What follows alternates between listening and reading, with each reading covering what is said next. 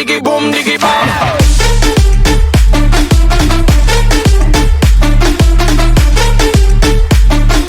Boom diggy diggy diggy boom diggy bam.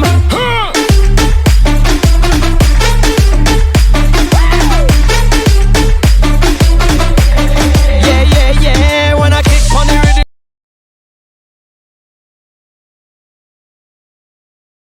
Hello बच्चों, आज हम सब पढ़ने वाले हैं क्लास 11th का एक बहुत इंपॉर्टेंट चैप्टर जिसका नाम है बीआरएस। बीआरएस मतलब बैंक रिकंसिलिएशन स्टेटमेंट। तो पढ़ने वाले हैं बीआरएस। बीआरएस का मतलब bank reconciliation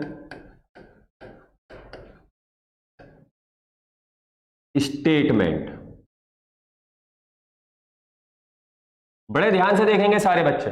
bank reconciliation statement है क्या, बड़े ध्यान से देखें। देखो, अगर मैं ध्यान पूर्वक इस चैप्टर के नाम को पढ़ूं तो इस चैप्टर के नाम की स्टार्टिंग में एक शब्द लिखा हुआ है बी, और बी का मतलब बैंक। तो इस चैप्टर के नाम को पढ़ने के बाद मुझे यह पता लगता है, मुझे महसूस होता है कि यह चैप्टर कहीं ना कहीं पर किससे रिलेट करता है, बैंक से रिलेट करता है। मतलब इस चैप्टर में मैं जो पढ़ने वाला हूं, जो डिस्कशन करने वाला हूं, जो बातें करने वाला हूं, किससे रिलेटेड करूंगा, बैंक से रिलेटेड करूंगा। आगे चलते हैं, आगे देखते हैं रिकंसिलिएशन। रिकंसिलिएशन का मतलब होता है मेरे बेटा रिकंसाइल करना, है ना। रिकंसाइल का मतलब रेक्टिफाई करना, और रेक्टिफाई का मतलब सुधार करना, ठीक है, मतलब समाधान करना, मतलब सॉल्यूशन निकालना। और स्टेटमेंट का मतलब एक स्टेटमेंट होती है जिसका मतलब होता है विवरण। देखो, बड़े ध्यान से एक एक चीज को समझना है ना। बैंक रिकंसिलिएशन स्टेटमेंट है क्या? बैंक रिकंसिलिएशन स्टेटमेंट में मैं किसी चीज को रेक्टिफाई करने वाला हूं, ये तो मुझको पता लग गया। और रेक्टिफाई करने के बाद मैं उस चीज का एक स्टेटमेंट बनाऊंगा, और वो स्टेटमेंट जिसको मैं रेक्टिफाई करूंगा, वो स्टेटमेंट कहीं ना कहीं पर बैंक से रिलेट करती है। ये कौन बताता है, इतने से वर्ड को कौन बताता है? इस चीज को, इस चीज को बताता है इस चैप्टर का नाम बैंक रिकंसिलिएशन स्टेटमेंट, है ना। बैंक रिकंसिलिएशन स्टेटमेंट इस चैप्टर का नाम इस चीज को हमको दर्शाता है कि मैं एक ऐसे स्टेटमेंट को तैयार करूंगा जिसमें मैं किसी चीज को रेक्टिफाई करूंगा, और वो चीज मेरी किससे रिलेट करेगी, बैंक से रिलेट करेगी। चलो पढ़ते हैं और देखते हैं बैंक रिकंसिलिएशन स्टेटमेंट को बहुत अच्छी तरीके से, और समझेंगे सारे बच्चे बड़े ध्यान से। देखो, फॉर एग्जाम्पल मिस्टर ए नाम का एक आदमी है ना। मिस्टर ए नाम का एक आदमी है, और इसने एक बैंक में, फॉर एग्जाम्पल बैंक का नाम लिख लेता हूं एक्सिस बैंक, और इसने एक बैंक में मेरे बेटा अपना एक अकाउंट खोला। मिस्टर ए नाम का एक आदमी है, और इसने इस बैंक में मेरे बेटा अपना क्या खोला, एक अकाउंट खोला, ठीक है। अब जब मैं बैंक में कोई अपना अकाउंट ओपन करता हूं, या बैंक में कोई भी चीज ओपन करता हूं अकाउंट, तो बैंक मुझे कुछ डॉक्यूमेंट प्रोवाइड करता है। पता है आपको इस चीज की? तो बैंक मुझे कुछ डॉक्यूमेंट प्रोवाइड करता है, जैसे पासबुक, है ना, जैसे पासबुक। तो बैंक मुझे पासबुक प्रोवाइड करता है। तो मिस्टर ए ने जब एक्सिस बैंक में अपना अकाउंट ओपन किया, तो उन्होंने बैंक वालों से कहा कि साहब आप मुझे क्या डॉक्यूमेंट दे रहे हो? तो बैंक वालों ने उसको एक डॉक्यूमेंट दिया, जिस डॉक्यूमेंट का नाम रखा पासबुक। क्या नाम रखा? पासबुक। अब जैसे ही ये डॉक्यूमेंट मिस्टर ए के पास आया, तो मिस्टर ए ने बैंक वालों से कुछ डिस्कशन किया और उनसे पूछा कि सर ये जो डॉक्यूमेंट है पासबुक, ये क्या है? तो उन्होंने बोला कि बैंक ने बोला, किसने बोला? बैंक ने, कि ये डॉक्यूमेंट हमारा डॉक्यूमेंट है। तो मिस्टर ए ने बोला कि इसका मतलब सर क्या मैं इस डॉक्यूमेंट में कोई चेंजेस कर सकता हूं? अगर मैं आपके बैंक में पैसे डिपॉजिट करता हूं, तो क्या मैं इस डॉक्यूमेंट में नोट डाउन कर सकता हूं? तो बैंक वालों ने साफ मना कर दिया कि आप इस डॉक्यूमेंट को टच भी नहीं कर सकते, बस आपको इस डॉक्यूमेंट को संभाल कर रखना है। मतलब अगर आप बैंक में पैसे डालते हो, तो आप मेरे पास पासबुक लेकर आओगे, और उस पासबुक में एंट्री करके मैं दूंगा। अब जब इतनी बात सुनी, किसने सुनी? मिस्टर ए ने सुनी। तो इनके दिमाग में एक क्वेश्चन अराइज हुआ। इन्होंने सोचा कि अगर बैंक का डॉक्यूमेंट बैंक के पास रहता, तो बैंक तो इस डॉक्यूमेंट में कुछ भी चेंजेस कर सकता है, कुछ भी चेंजेस कर सकता है जो उसका मन करेगा। मतलब मेरी अमाउंट को कम भी कर सकता है, मेरी अमाउंट को ज्यादा भी कर सकता है। तो मिस्टर ए ने सोचा कि मैं भी अपना एक डॉक्यूमेंट बनाऊंगा, और उस डॉक्यूमेंट का नाम रख दिया मिस्टर ए ने कैश बुक। अब दो डॉक्यूमेंट हो गए मेरे बेटा, एक डॉक्यूमेंट है बैंक का डॉक्यूमेंट जिसका नाम क्या है पासबुक, और एक डॉक्यूमेंट है मेरे बेटा अकाउंट होल्डर का डॉक्यूमेंट जिसका नाम है कैशबुक। अब दोनों डॉक्यूमेंट के बारे में बड़े ध्यान से, मेरी एक एक बात को बड़े ध्यान से सुनना, समझना, पढ़ना, तब लिखना, है ना, बड़े ध्यान से देखेंगे मेरे बेटा। तो मिस्टर ए ने सोचा कि यार मैं भी अपना एक डॉक्यूमेंट बनाता हूं, तो उसने अपना एक डॉक्यूमेंट बनाया जिसका नाम रखा कैशबुक। और मिस्टर ए ने अपने दिमाग में यह चीज भी लगा ली कि जब भी मैं बैंक में पैसा डिपॉजिट करूंगा, जब भी मैं बैंक में पैसा डिपॉजिट करूंगा, उस टाइम पर, जब मैं पैसा डिपॉजिट करूंगा तो उस टाइम पर मैं वो सारी ट्रांजैक्शन अपनी कैशबुक में भी रिकॉर्ड करता रहूंगा। मतलब अगर मिस्टर ए पासबुक में 10,000 रुपीज, मतलब बैंक में 10,000 रुपए डिपॉजिट करता है, तो मिस्टर ए ने सोचा कि मैं भी अपने अकाउंट में वो 10,000 रुपए क्या कर लूंगा, डिपॉजिट कर लूंगा। मिस्टर ए ने सोचा कि अगर मैं 2,000 रुपए निकालता हूं बैंक से तो तुरंत उसको मैं अपनी कैशबुक में भी रिकॉर्ड करूंगा। मतलब उसने पूरा प्लान बना लिया सॉरी, मतलब उसने पूरा प्लान बना लिया कि अगर पासबुक का कोई भी ट्रांजैक्शन मैं बैंक के साथ करूंगा, उस ट्रांजैक्शन को मैं अपनी कैशबुक में भी रिकॉर्ड करूंगा। इतनी बात समझ में आ गई? इतनी बात समझ में आ गई? मिस्टर ए का एक डॉक्यूमेंट जिसका नाम है कैशबुक, बैंक का एक डॉक्यूमेंट जिसका नाम है पासबुक। अब मिस्टर ए ने कैशबुक क्यों बनाई? वो इसलिए बनाई क्योंकि वो भी एक अपने पास डॉक्यूमेंट रखना चाहता था एज अ प्रूफ, जिससे उसे पता लगता रहे कि मेरे बैंक अकाउंट में कितने पैसे हैं और मेरे बैंक अकाउंट में कितने पैसे नहीं है। ठीक है, अब आगे की मेरी बात को बड़े ध्यान से सुनना। कभी कभी क्या होता है, कभी कभी क्या होता है, इन दोनों डॉक्यूमेंट्स के बीच में, कौन कौन से डॉक्यूमेंट के बीच में, कैशबुक और पासबुक, इन दोनों डॉक्यूमेंट्स के बीच में कभी कभी डिस्टरबेंस क्रिएट हो जाता है ना। मतलब ये दोनों डिस्टर्ब हो जाती हैं, ये भी डिस्टर्ब हो जाती है, ये भी डिस्टर्ब हो जाती है। कैसे डिस्टर्ब होते हैं? डिफरेंस की वजह से। क्यों डिस्टर्ब होते हैं? डिस्टर्ब होते हैं डिफरेंस की वजह से। इन दोनों के बीच में कभी कभी डिफरेंसेस क्रिएट हो जाते हैं।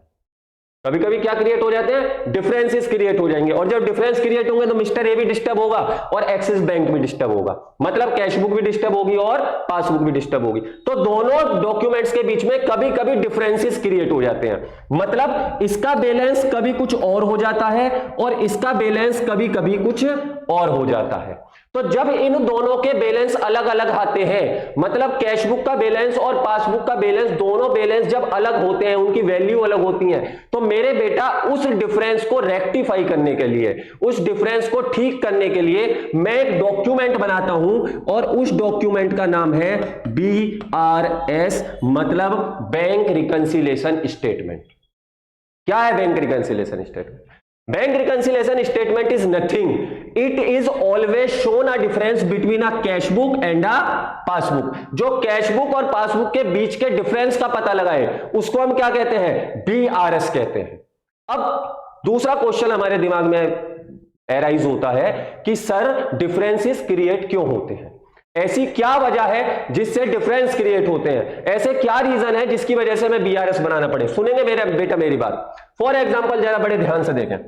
मिस्टर ए नाम का एक बंदा है, और ये मिस्टर ए नाम का जो बंदे हैं ये बैंक जा रहे थे बेटा। कहां पर जा रहे थे?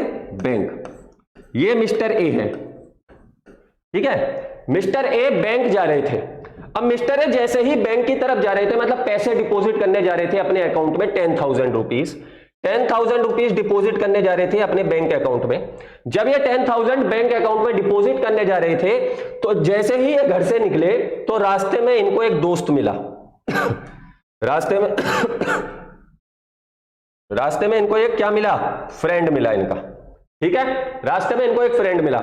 उन्होंने उस फ्रेंड से पूछा, भैया कहां जा रहा है? उसने बोला कि सर मैं तो बैंक जा रहा हूं। उन्होंने बोला बैंक जाके क्या करेगा? उसने बोला बैंक जाके क्या करेगा? उसने बोला सर मैं 10,000 रुपए अपने अकाउंट में जमा करने जा रहा हूं, अपने अकाउंट में 10,000 रुपए सबमिट करने जा रहा हूं।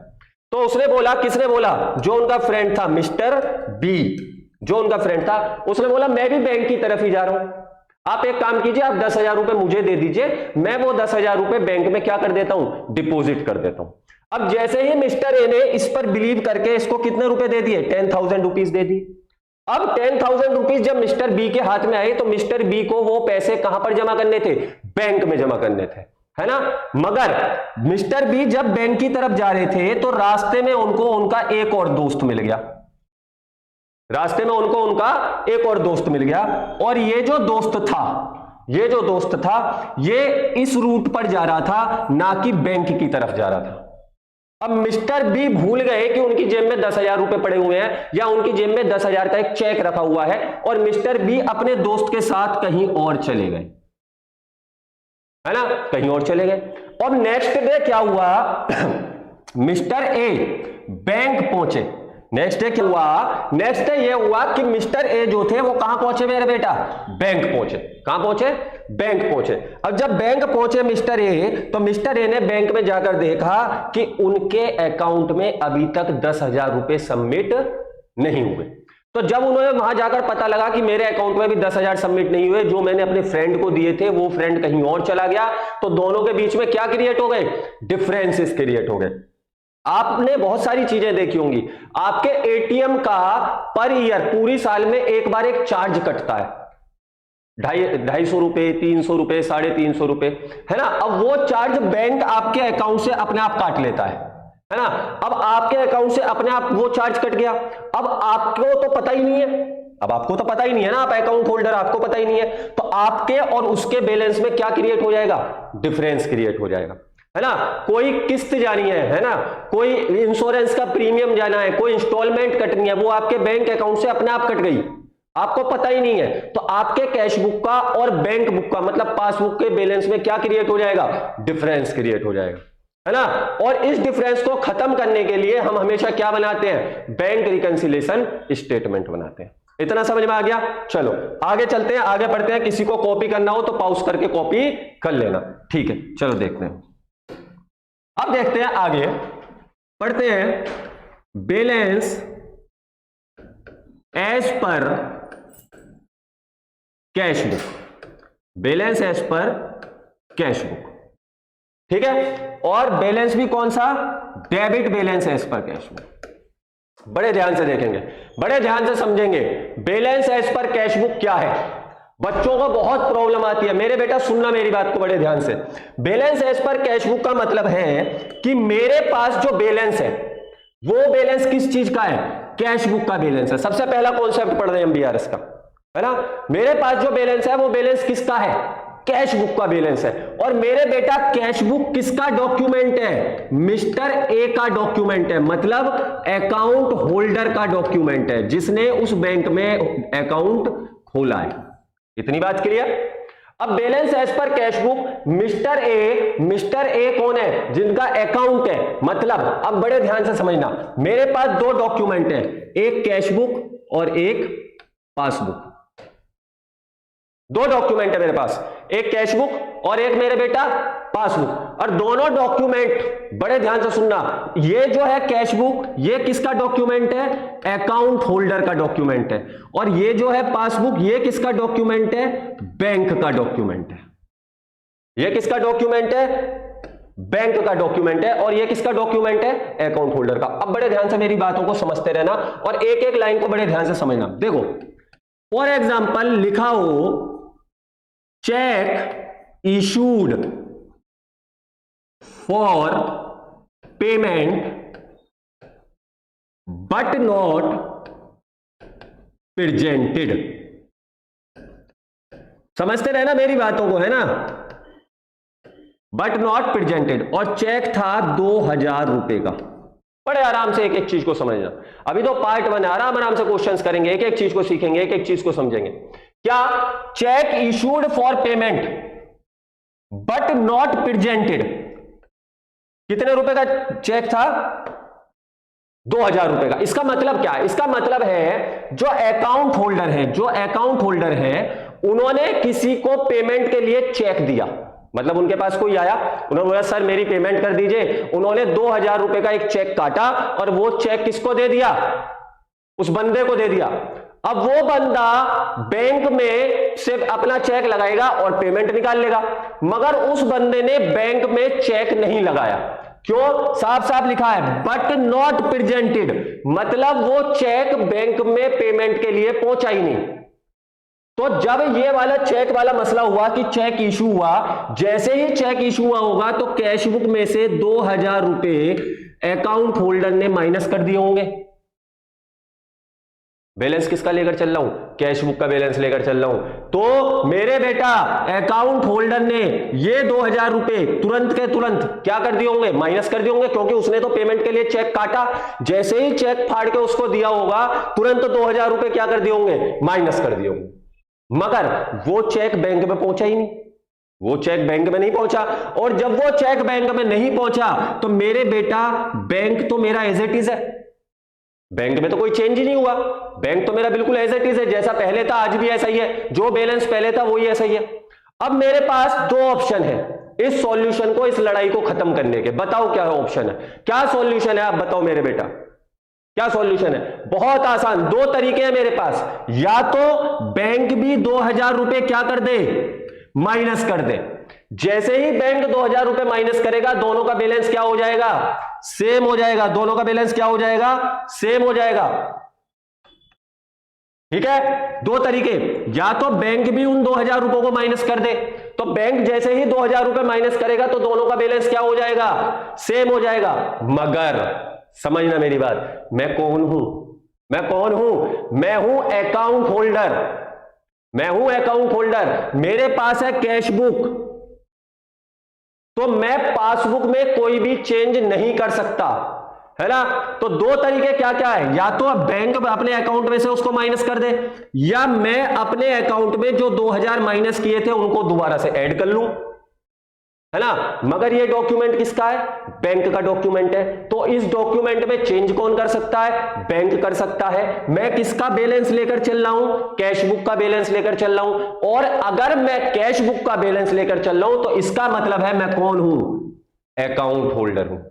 और अकाउंट होल्डर अपनी ही किताबों में चेंज कर सकता है, अपनी ही कैश बुक में चेंज कर सकता है। बैंक, अगर बैंक का मैटर आता है तो बैंक अपनी पासबुक में चेंज कर सकता है। मगर मैं अकाउंट होल्डर हूं, मेरे पास balance as per cash book वाला बैलेंस है, तो मैं सिर्फ अपनी बुक में चेंज करूंगा। तो मैंने बैंक तो चेंज करेगा नहीं, बैंक तो एज इट इज रहेगा। तो मैंने क्या किया? वो 2000 रुपए दोबारा से क्या कर दिए? ऐड कर दिए। बैलेंस क्या हो गया? जीरो हो गया। समझ में आया? ठीक। दूसरा टॉपिक अगर मैं देखूं, check deposited but not clear. क्या है इसका मतलब? इसका मतलब है कि मैंने बैंक को चेक दिया डिपॉजिट करने के लिए कि मेरे अकाउंट में ये पैसे डाल दो, मगर वो चेक क्लियर नहीं हुआ, वो चेक क्लियर नहीं हुआ। तो मेरे बेटा बड़े समझदारी से एक एक चीज को समझना, बहुत बारीकी से समझना। क्वेश्चंस कर रहे हैं और बड़े आराम से एक एक टॉपिक को समझना। Cheque deposited but not clear, cheque deposit किया, है ना, और कहां डिपॉजिट किया? बैंक में, मगर वो चेक मेरा क्लियर नहीं हुआ। इसका मतलब क्या है? जैसे ही मैं अकाउंट होल्डर हूं और मैंने, मेरा डॉक्यूमेंट क्या है? कैश बुक है, और जैसे ही मैंने चेक डिपॉजिट किया होगा, यहां लिख देता हूं 10,000 का चेक, जैसे ही मैंने चेक डिपॉजिट किया होगा, मैंने तुरंत अपनी कैश बुक में 10,000 रुपए क्या कर लिए होंगे? ऐड कर लिए होंगे। तुरंत 10,000 रुपीज मैंने अपनी कैश बुक में क्या कर लिए होंगे? ऐड कर लिए होंगे। मगर बैंक में वो चेक क्लियर नहीं हुआ। क्यों क्लियर नहीं हुआ? क्या पता साइन मैच ना हो रहे हो, डेट गलत लिखी हो, या कैश काउंटर पे दिक्कत आ रही हो, साइबर में दिक्कत आ रही हो, है ना। तो कोई भी प्रॉब्लम क्रिएट हो सकती है। तो बैंक में वो चेक क्लियर नहीं हुआ, तो बैंक का बैलेंस तो आज भी मेरे बेटा एज इट इज है। ध्यान से देखो ना, बैंक का बैलेंस आज भी एज इट इज है जो पहले था, मगर मैंने अपनी कैश बुक में जैसे ही डिपॉजिट का चेक लगाया तुरंत 10,000 ऐड कर लिए।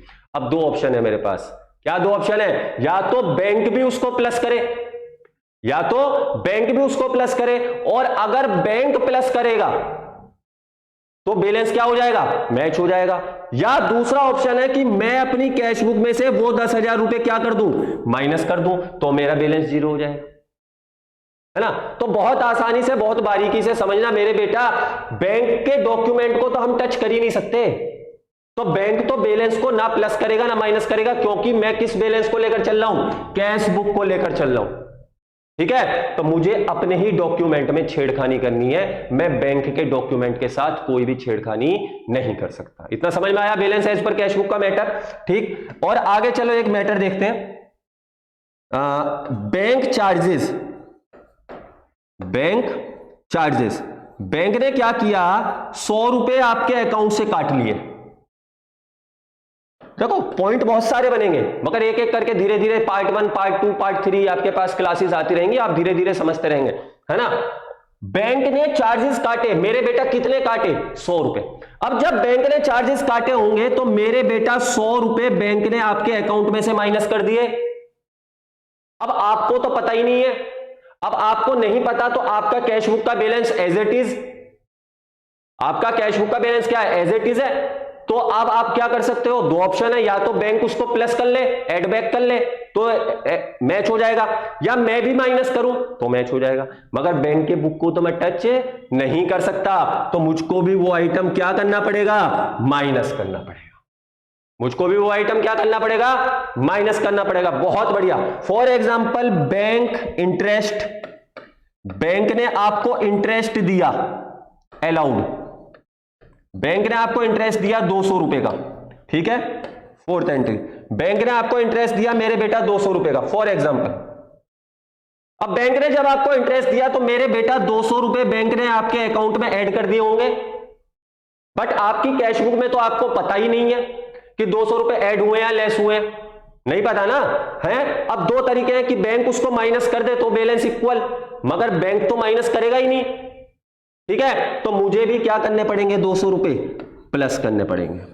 तो सेम टू सेम इसी तरीके से balance as per cash book वाले क्वेश्चन होने हैं। बड़े ध्यान से देखेंगे, बहुत सारे क्वेश्चंस ऐसे पढ़ेंगे मिलने वाले हैं हमको कि हमने 3 चेक भेजे, 3 चेक में से 2 चेक क्लियर हो गए, 1 चेक क्लियर नहीं हुआ। तो बहुत सारी चीजें हम पार्ट 2 में भी लेकर चलेंगे और बैलेंस एज पर पासबुक भी सीखेंगे।